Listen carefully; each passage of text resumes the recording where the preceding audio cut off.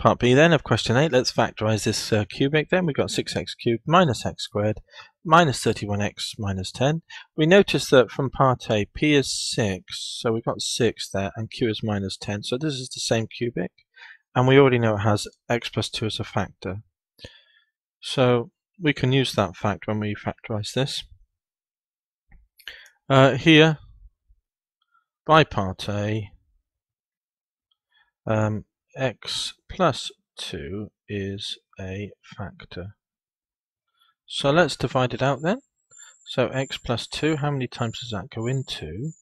The cubic 6x cubed minus x squared minus 31x minus 10.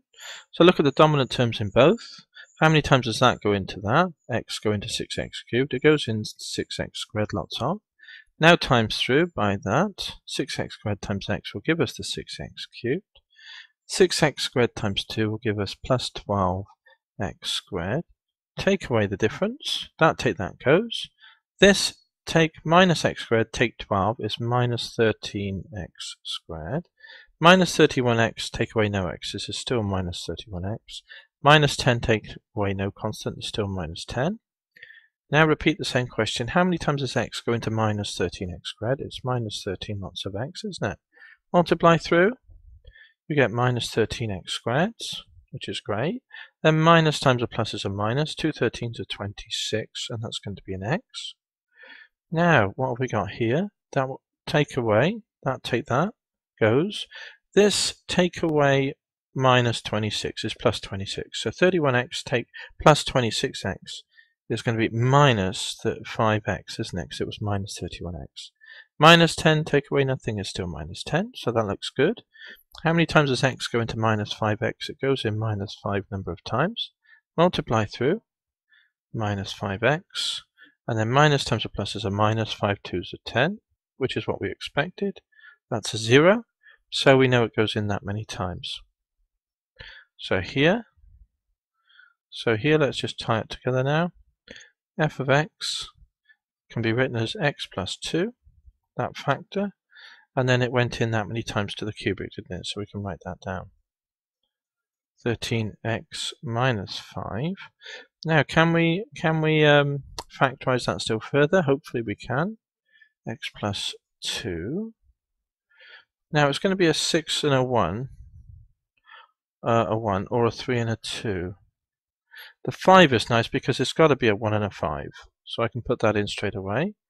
Now these might swap in their order, but the 1 and the 5 then? What would give us there it is, 2 5s and 3 1s, see it? Looks like, no, that won't do it, because you've got a minus here. Is that what we had in the thing? Yeah, minus. So it's not that. So what else then? 15 take away 2. See it? 3 5s of 15 take away 2. Yeah, 3 and a 2. Yeah, 3 and a 2, sorry. So I reckon it's 3x. Sorry if I got confused there, but I think I'm alright now. That will give you 6x squared.